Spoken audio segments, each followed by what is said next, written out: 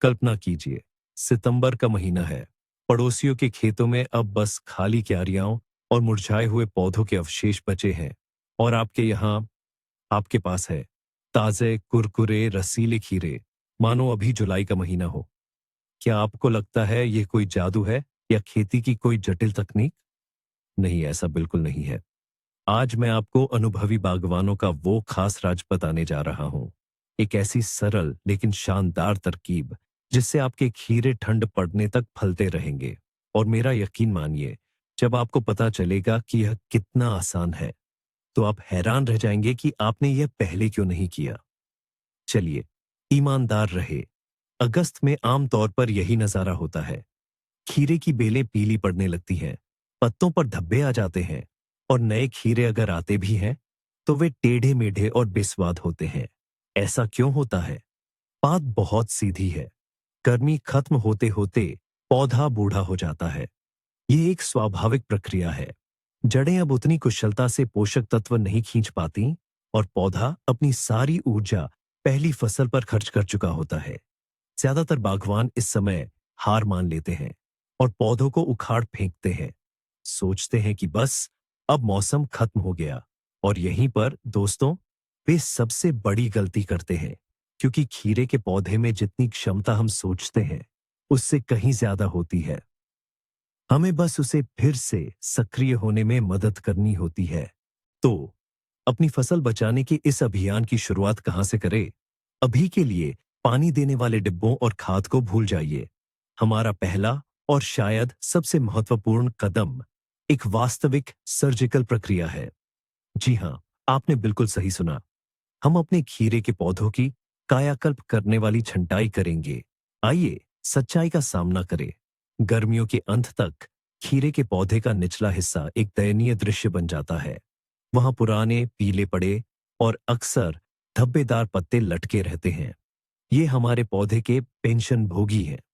ये प्रकाश संश्लेषण में अब न के बराबर हिस्सा लेते हैं, यानी ऊर्जा बनाते नहीं, बल्कि सिर्फ उसका उपभोग करते हैं। वे पौधे के कीमती रसों और पोषक तत्वों को अपनी ओर खींचते रहते हैं। ये एक ऐसा बोझ है जो पूरे पौधे को नीचे खींचता है। इससे भी बुरा यह है कि जमीन के पास के ये गीले पुराने पत्ते फंगल बीमारियों जैसे पाउडरी मिल्ड्यू के पनपने के लिए एक आदर्श जगह होते हैं। इसलिए बिना किसी संकोच के हम एक साफ और तेज कट्टर या कैंची उठाते हैं। ब्लेड को अल्कोहल या किसी भी एंटीसेप्टिक से पोंछना न भूलें, ताकि बीमारी एक पौधे से दूसरे पौधे में न फैले। और हम अपनी यह सफाई शुरू करते हैं। हमारा काम है नीचे से हर उस चीज को हटाना जो अनावश्यक है। बेझिझक उन सभी पत्तों को काटते जो पुराने पीले सूखे दिखते हैं या जिन पर कोई दाग धब्बे हो। डरे नहीं। उन सभी बगल की शाखाओं को भी काट दें जिन पर फल नहीं लगे हैं।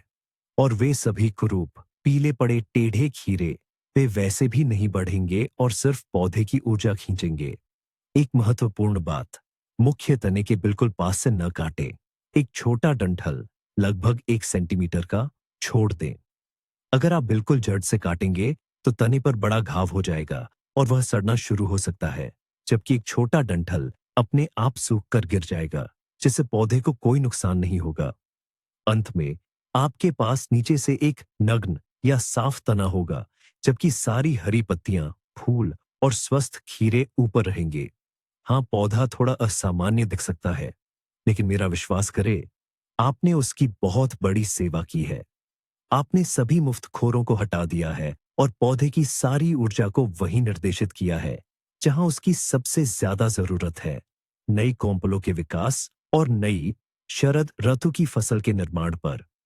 इसके अलावा अब पौधे को बेहतर हवा मिलेगी, जो बीमारियों की रोकथाम का सबसे अच्छा तरीका है। बहुत अच्छा। हमने अपने पौधों की ऐसी कटाई की है जिससे वे फिर से जवान हो जाए। पौधे से अनावश्यक चीजें हट गई हैं, पर उसे थोड़ा तनाव महसूस हुआ है। जरा सोचिए, आपने अपने कंधे से वह भारी बस्ता उतार दिया है जिसे आप पूरी गर्मी ढोते रहे। आपको राहत तो मिली है, पर आगे बढ़ने के लिए ऊर्जा की जरूरत है। खीरे के साथ भी बिल्कुल ऐसा ही हुआ है। इस समय उसे एक सही एनर्जी बूस्टर की सबसे ज्यादा जरूरत है, ताकि वह अपनी ताकत वापस पा सके। और फिर से बढ़ना शुरू कर सके। और यहीं पर बहुत से लोग एक गलती कर बैठते हैं। एक आम धारणा है कि गर्मियों के अंत में पौधों को केवल पोटेशियम और फास्फोरस की जरूरत होती है ताकि फल ठीक से पक सके। ये बात सही है, लेकिन सिर्फ पहली बार की फसल को पूरा करने के लिए। लेकिन हमारा मकसद सिर्फ बची खुची फसल को पकाना नहीं है, बल्कि एक बिल्कुल नई फसल तैयार करना है। और इसके लिए पौधे को नए पत्तों और नई कॉम्पलों के लिए जरूरी पोषक तत्व चाहिए।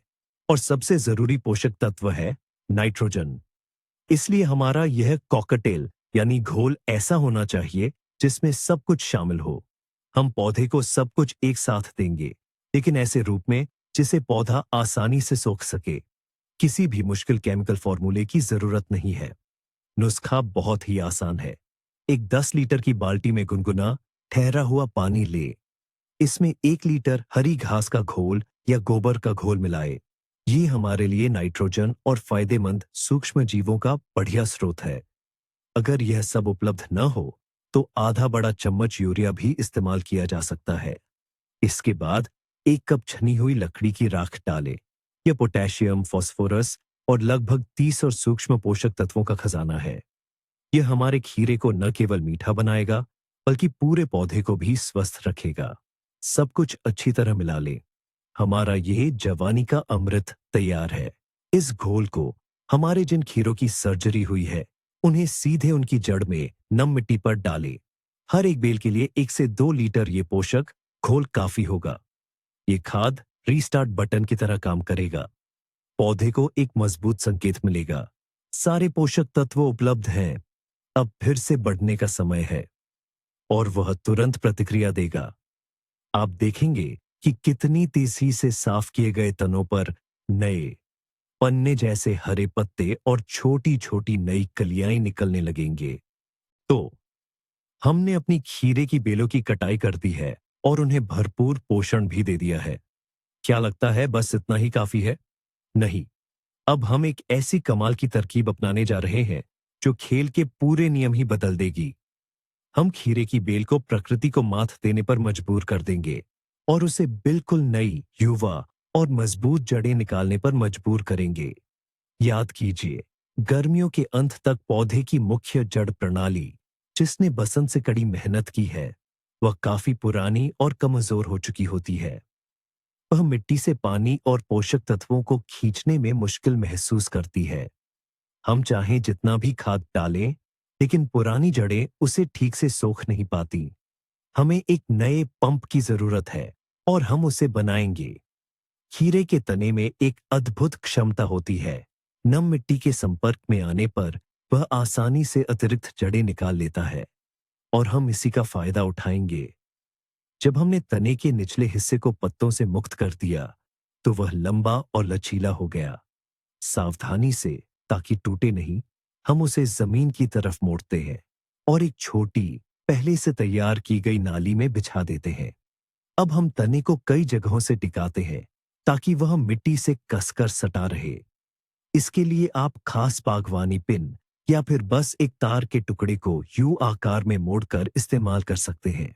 बेल का ऊपरी सिरा, यानी वह हिस्सा जहां पत्ते और फल लगते हैं, उसे सावधानी से सहारा देकर ऊपर की ओर सीधा बांध देते हैं ताकि वह सूरज की रोशनी की तरफ बढ़ती रहे। और तने के जिस हिस्से को हमने जमीन पर बिछाया है, उसे हम भुरभुरी उपजाऊ मिट्टी से ढक देते हैं। आप खाद, बगीचे की मिट्टी और पीट के मिश्रण का इस्तेमाल कर सकते हैं। मिट्टी की परत लगभग 5-7 सेंटीमीटर मोटी होनी चाहिए और तुरंत उस जगह को अच्छी तरह पानी से सींच दें। अगले 1 हफ्ते तक यहाँ लगातार नमी बनाए रखना जरूरी है। आगे क्या होगा? ठीक 7-10 दिनों के अंदर ही तने के उस हिस्से पर जो मिट्टी के नीचे दब गया है, नई, सफेद और युवा जड़ें तेजी से बढ़ने लगेंगी। यह एक बिल्कुल नई ताजी जड़ प्रणाली होगी। यह मिट्टी की ऊपरी सबसे उपजाऊ परत से नमी और पोषण को तेजी से सोखने लगेगी और उन्हें सीधे बढ़ते हुए सिरे तक पहुंचाएगी, पुरानी थकी हुई जड़ों को बाईपास करते हुए। यह ऐसा है जैसे आपने पौधे में एक अतिरिक्त शक्तिशाली इंजन लगा दिया हो। इसका असर तो बस कमाल का होता है। और यहीं आता है सबसे दिलचस्प मोड़।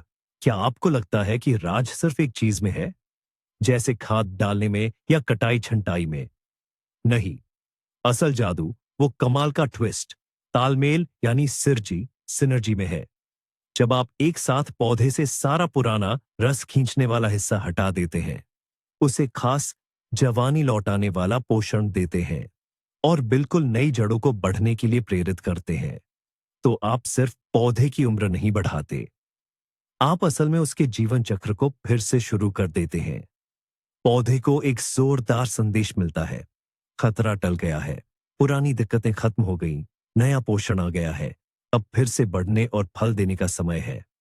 ये एक तरह का धोखा है, जो उसे यह सोचने पर मजबूर करता है कि नई बसंत आ गई है, और वह अविश्वसनीय शक्ति के साथ जवाब देता है, ताजी कॉम्प्ले, फूल और फलियां निकालकर, ठंडी सितंबर की जलवायु में भी।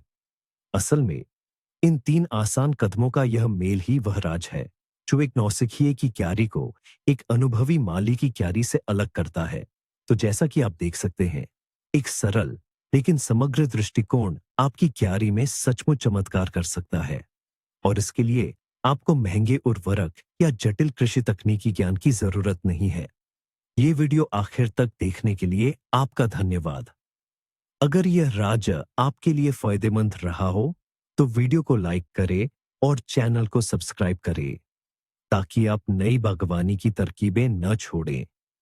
खीरे का फल लंबे समय तक पाने के लिए आपके पास क्या राज है? अपने अनुभव कमेंट्स में जरूर शेयर करें। आइए मिलकर सबसे अच्छी सलाहों का संग्रह तैयार करें।